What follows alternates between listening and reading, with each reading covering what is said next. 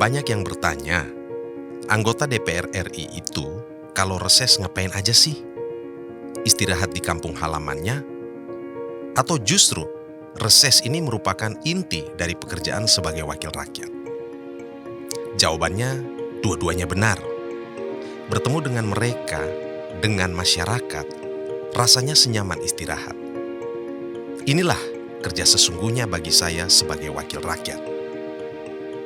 Setelah kerja bersidang di Senayan, lalu turun lapangan, berjumpa, berdialog dengan rakyat. Bagaimana mungkin sebagai wakil rakyat saya tidak menikmati momen-momen seperti ini? Inilah potret kerja seorang wakil rakyat yang sebenarnya. Daerah pemilihan dan komisi tempat saya bekerja rasanya seperti jodoh. Di wilayah-wilayah daerah pemilihan NTT 2 ini, salah satu suara yang paling saya dengar adalah teman-teman nelayan, petani, dan juga peternak. Hal-hal yang nasibnya selalu saya perjuangkan di Komisi 4 DPR RI.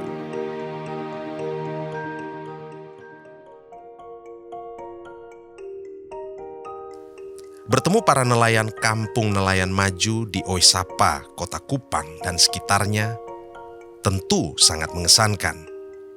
Saya bersama Dirjen Perikanan Tangkap Kementerian Kelautan dan Perikanan, Dr. Agus Suherman, turun lapangan, masuk keluar kampung nelayan, bertemu dan berdialog dengan para nelayan.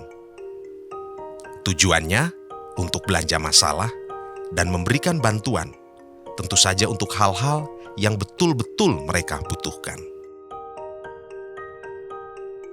Saya mewakili teman-teman KUB Angsa Laut dan teman-teman nelayan yang lainnya mengucapkan terima kasih kepada Pak Ansilema atas perjuangan Pak Ansilema yang telah memperjuangkan aspirasi kami ke Kementerian Kelautan dan Perikanan.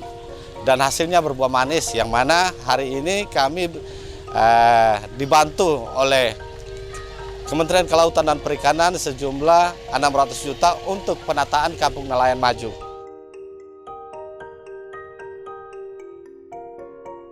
Hal serupa juga saya lakukan ketika mengunjungi nelayan di Pantai Nomosain, Kota Kupang. Bantuan berupa kapal saya serahkan untuk kegiatan mereka melaut. Nama kapalnya saya beri nama Banteng Senayan. Tentu agar mereka ingat kapal ini ada karena perjuangan seorang Ansilema. Bukan sekedar derma ataupun bantuan. Dengan kapal ini harapan saya para nelayan bisa terus produktif guna menghidupi ekonomi di kawasan tersebut. Selaras dengan produktivitas, kita pun perlu melakukan sosialisasi program Gemar Ikan atau Gemar Makan Ikan bagi masyarakat Nusa Tenggara Timur. Hal tersebut salah satunya saya lakukan di Belo, Maulava, dan juga beberapa tempat di Kota Kupang, bekerja sama dengan komunitas Gereja Masihi Injili Timor. Mengunjungi nelayan sudah. Ada juga giliran saya mendengar apa yang menjadi masalah, keluh kesah, kebutuhan dan aspirasi masyarakat tani. Pertanian juga jadi salah satu profesi yang paling banyak ditekuni masyarakat se-Nusa Tenggara Timur. Tentu saja masa reses ini tidak akan saya lewati tanpa berdialog dengan para petani. Dari hati ke hati, saya lepas sejenak atribusi saya sebagai anggota dewan di ibu kota sana.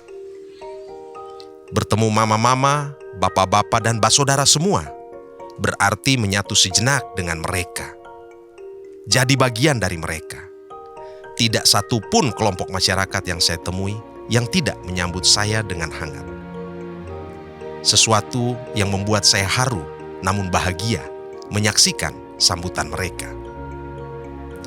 Apalagi saat saya serahkan bantuan alat tani berupa traktor roda 4, mesin pompa air, traktor roda 2, motor roda 3, dan seterusnya. Di beberapa kabupaten, Kabupaten Belu, Timur Tengah Utara, saya melihat raut wajah sukacita para petani ini. Bagi mereka, apa yang bisa kami hadirkan di sana begitu berharga, karena turut membantu aktivitas produksi pertanian mereka. Tapi tak sampai di situ. Yang lebih penting adalah bagaimana kami bertukar pikiran soal pengembangan pertanian di sana. Sudah pasti telinga saya harus betul-betul saya buka untuk mendengarkan sebanyak mungkin aspirasi mereka. Dari desa ke desa, masalah demi masalah saya serap, dan itulah yang nantinya bakal saya kembali perjuangkan di Senayan, di ruang sidang Komisi 4 DPR RI. Politik, termasuk politik anggaran, harus berpihak pada mereka yang harkat hidupnya diamanatkan pada saya. Sampai juga kaki saya di Cagar Alam Mutis, kawasan konservasi yang membentang dari Kabupaten Timor Tengah Selatan dan Kabupaten Timor Tengah Utara. Sebagian juga masuk Kabupaten Kupang. Saat sampai di Cagar Alam Mutis, suhu di sana 12 derajat Celcius. Cagar Alam Mutis sungguh mempesona, memikat, dan sangat eksotik. Saya datang tidak sendiri, saya datang ditemani pejabat, Sekretaris Direktorat Jenderal Konservasi Sumber Daya Alam Hayati dan Ekosistem, Kementerian Lingkungan Hidup dan Kehutanan, Bapak Suharyono. Kami datang untuk bertemu langsung dengan masyarakat adat Mutis di Fatumnasi, guna mendengarkan suara para usif dan para tokoh masyarakat di sana. Ini rumah kami, ini sudah kami tadi di tuturan Fatuhau, artinya batu dan kayu. Ini rumah kami batu, rumah kami kayu yang ada di Mutis. Kami juga mengundang masyarakat adat Mutis untuk berbicara tentang masa depan konservasi. Jadi kami Komisi 4 itu komit betul untuk memasukkan pasal khusus mengenai masyarakat adat. Pelibatan partisipatoris masyarakat adat dalam kerja-kerja konservasi. Yang pasti, konservasi harus terus dilakukan, sembari berpikir tentang upaya-upaya pemberdayaan ekonomi rakyat. Menghadirkan bantuan-bantuan konkret berupa pemberdayaan di bidang pertanian dan peternakan bagi masyarakat di sekitar kawasan Mutis. Ini adalah komitmen saya untuk terus berada bersama masyarakat adat Mutis.